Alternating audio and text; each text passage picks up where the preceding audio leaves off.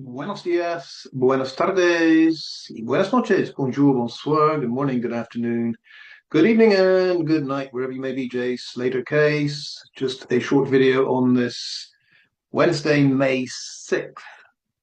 I did promise that I would turn to matters that have been happening in Tenerife and in that area today. However, I did make that promise before a whole slew of posts, and within those posts, a whole load of lies, fabrications, nonsense, misinformation, and disinformation from Lord Lugworm, El Slug Tardo himself, the prof at Pispot University, West Wales. And it is going to take some time to go through everything that Liar Ivor said, but it needs to be done because I think we see signs now of panic, absolute panic in the accident group, as over the months, our side has been applying pressure to get to the truth, the truth, the truth, the simple answers. We have seen that pressure result in absolute panic from Debbie Duncan as she gets the Daily Mirror to intervene and get my channel removed from YouTube. And that, by the way, is still under appeal. Can you believe? I can only assume the YouTube robot is confused how no guidelines were broken and yet somehow through Daily Mirror interference a channel got removed. But anyway, that is still under appeal. Who knows where that will go?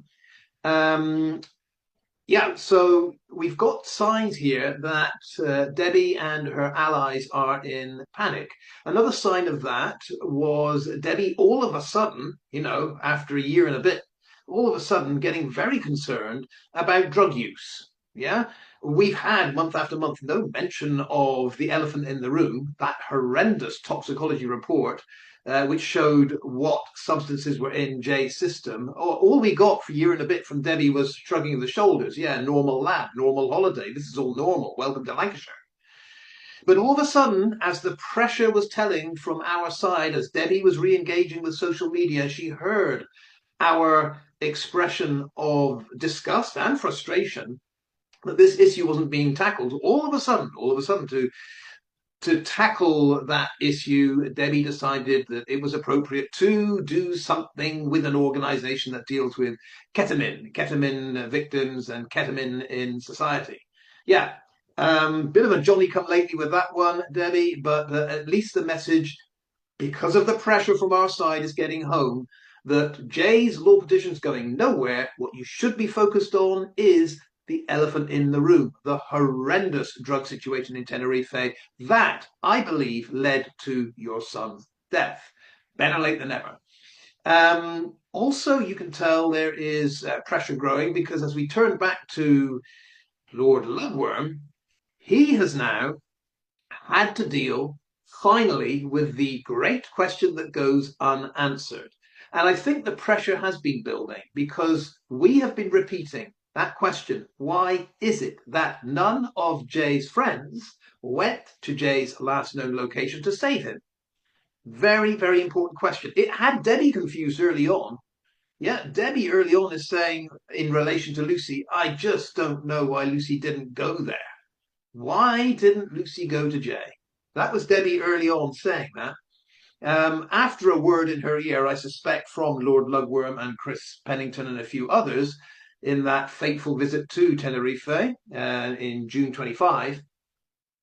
Yeah, Debbie reversed on that. All of a sudden we heard, Lucy did everything right. Really? Okay. So our side has been pressing. Why didn't any of these friends go to Jay's last known location? Well, this is very contradictory, but one answer that was put out there by Lord Lugworm yesterday was that Lucy wouldn't have known from that pin location, from that screenshot, where to go. She would have no idea. Now, before we get into Lord Lugworm's pathetic argument on that front, let's just empathise somewhat here with two of his supporters who have gone down this route of trying to explain why Lucy didn't go there, and they've been left hung out to dry, basically. Now, poor Basil, Basil, Baz, whatever he is, whatever his name is, he tried to go down this road and he said, well, the friends wouldn't have gone to a dangerous ravine to that last known location, would they? Well, poor Baz confused where Jay's body was found and where Jay's last known location was, as per uh, this pinned location right here. So poor Baz confused where Jay ended up dead, apparently, and where his last known location, as per the screenshot on Lucy's phone, was. But again, par for the course. Baz, not the brightest. Very easy to confuse these two different things. And then up steps Leo Tolstoy herself, Tolstoy, who wrote these voluminous epics and classics, War and Peace, etc., etc., Anna Karenina. If you like your Russian novels, boy, Leo Tolstoy is your man. But we have a rival, not Leo, but Lorraine Reeves. She writes absolute volumes of nonsense when she wants to. And her explanation was a curious one. She said that, well, why would Lucy go up to an area where the taxi fare might be exorbitant? And let's say Lucy spent an hour looking for Jay at that last known location. That hour is going to mean the taxi meter goes up and up and up. That would be an expense that couldn't be afforded by Lucy, who goes to Jamaica, goes to Hungary, goes to Malta, flies all over the world regularly. Yeah, but Lucy doesn't have enough money to go in a taxi to save her friend, was Laurie's argument. Okay. Now, Lord Longman came up with two different arguments. Now, the second argument we have to analyze in a separate video because it was bombshell news, nothing that any of us had ever heard of before. The bombshell news revealed by Lord Lugworm under pressure from our side, repeating this question, was that the friends didn't go to save Jay from his last known location, just off this road, because the Guardia Civil told Lucy and the whole group, all the friends, not to go there. In the words of Lord Lugworm, the friends were told by the Guardia Civil to sit tight, to go nowhere. Now, this is the first time I've heard that. I would swear this is the first time you've heard that. And obviously it's the first time the accident group have heard it. Otherwise, Baz and Laurie and anyone else wouldn't have gone down this route of trying to explain why this happened. So it turns out that Lord Lugworm is keeping a lot of this information secret to himself. I've been out there saying, well, presumably the accident group know everything that Luggy knows. They communicate with him, they share information, they all know each other.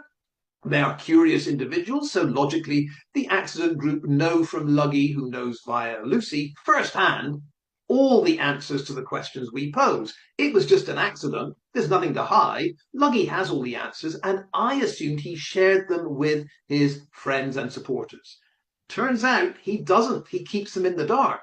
They didn't know. Quite clearly, they didn't know the Guardia Civil had told the friends not to go up there, to sit tight. The helicopter is on the way. That was revealed yesterday. After nearly 2 years, Ivor Lovelace eventually explains, under pressure, why the friends never went there. Because the Guardia Civil said, don't go there. The friends were ordered not to go there. If only poor Debbie had known that fact, Ivor Lovelace, before she went blundering into an interview saying, why didn't Lucy just go there? Turns out, Ivor Lovelace, you knew, Lucy knew, all the friends knew. They were told by the Guardia Civil not to go up there. And yet, no one was told that up until yesterday. Wow.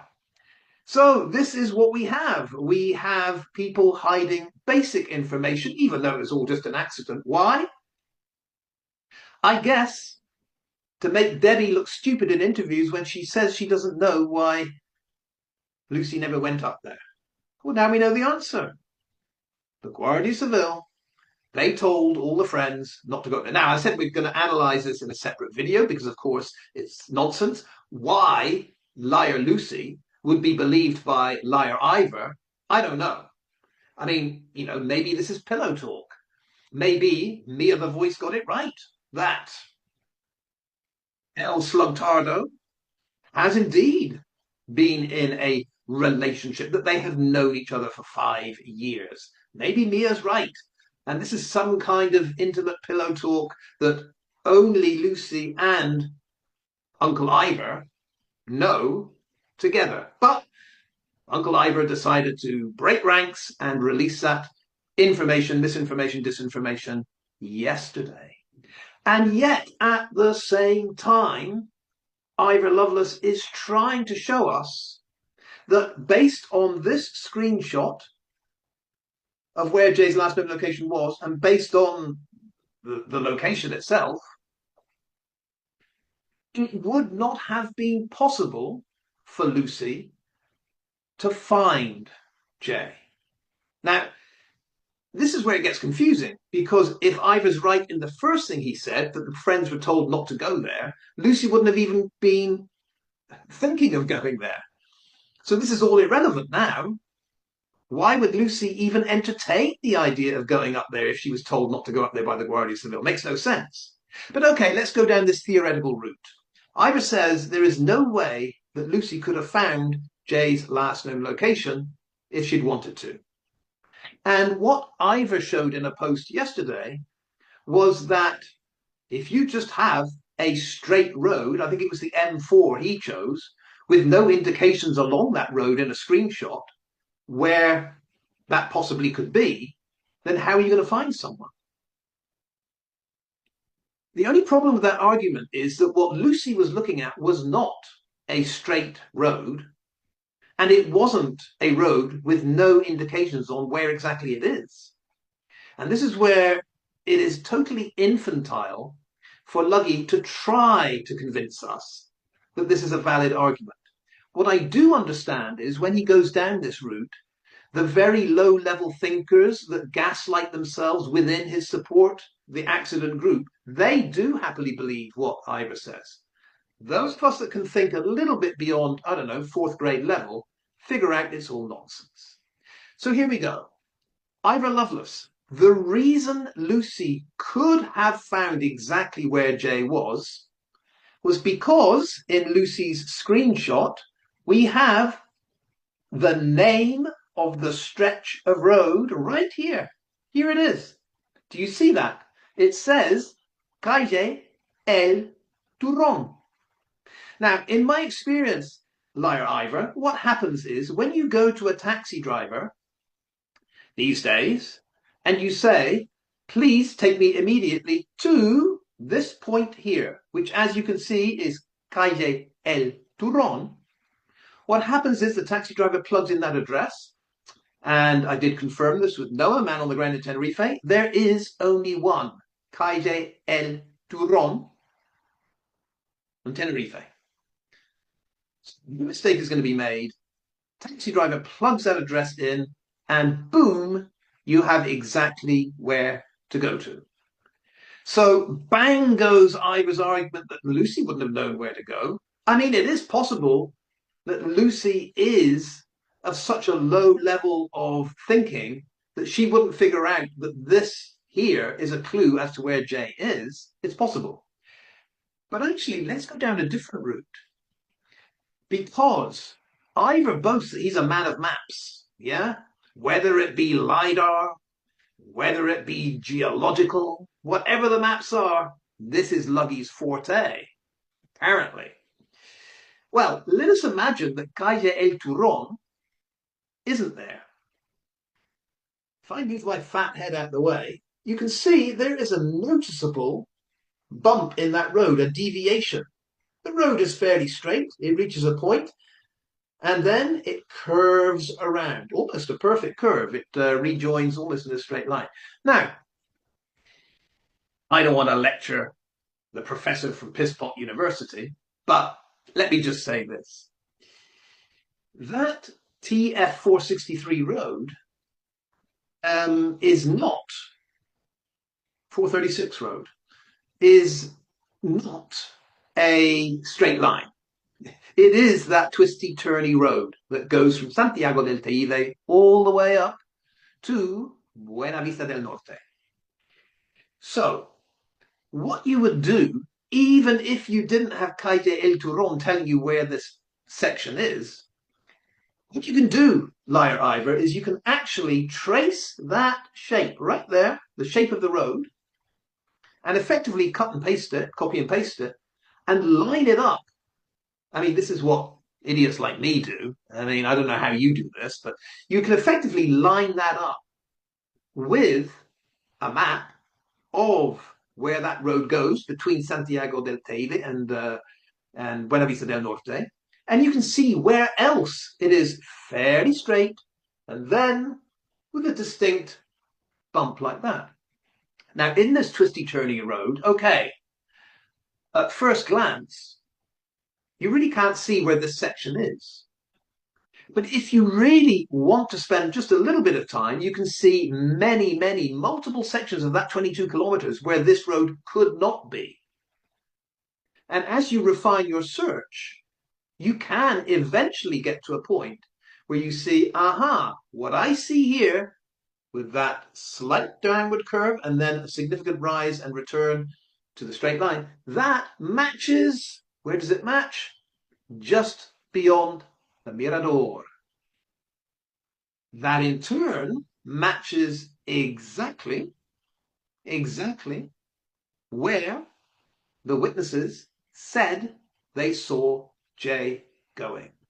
So, in that early morning scenario where Lucy is communicating with all her friends, Brandon has made that phone call to Ayub at 9 o'clock, everyone knows where the Airbnb is, everyone knows that Jay's gone off walking.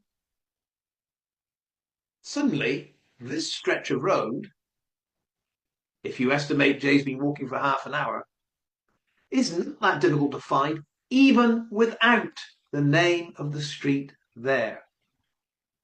But the problem here is Liar Ivor, because it's his gal Lucy that is under pressure to tell the truth here, he has to come out. Yeah? Even though he himself might think the pillow talk is nonsense, he has to come out and defend her every inch of the way. And so what he does is he has to pretend, because it's so bloody obvious, he has to pretend that this screenshot is a screenshot that would never help anyone get to find where this person is here. I mean, the truth is, we all know this. Even a primary school kid would say, well, wait a second. If that is the name of the road, and you can look up where that road is, surely that is a good clue to where this person is. Not in Lucy's world, not in Ivor Lovelace's world. Unless this map has the word LIDAR on it, he ain't really going to tackle that issue. But that's what we're asked to believe.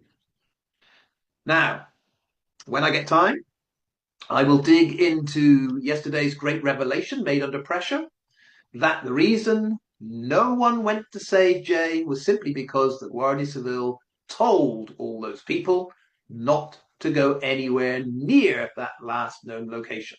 The helicopter was going to solve all problems, is what Liar Ivor is now telling us. It is interesting that Liar Ivor believes everything Liar Lucy says. I mean, as we finish this video, let me just throw this out. Do you think from day one that Liar Ivor believed Liar Lucy when Liar Lucy said she was woken at 8:30 in the morning by a phone call from Jay? Did he believe that? Does he still believe that?